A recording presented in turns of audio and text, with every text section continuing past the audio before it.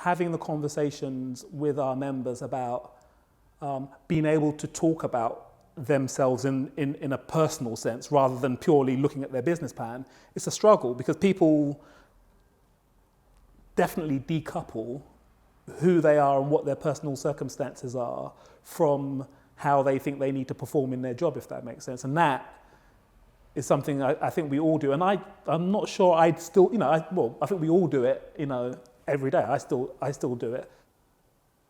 There was a moment when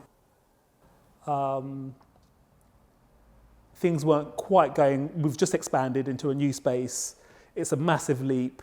I wanted the team to perform harder, if that makes sense, and better. And I wanted them to understand why we needed to do that. And I had to tell them that I was scared. I was worried. I was awake at night, worried about whether this thing would even float or not, if that makes sense. And all of a sudden, because up until that point, I was just the person that was, I guess, the director and kind of giving the instructions and always seeming to be having a handle on everything, especially when things go wrong, because everybody else is allowed to kind of fall apart a little bit, but I'm supposed to be there to kind of almost hold the line and kind of bolster everybody else up. But to be able to say, well, actually, you know what I mean? I am, at this point, really worried about how things are going right now.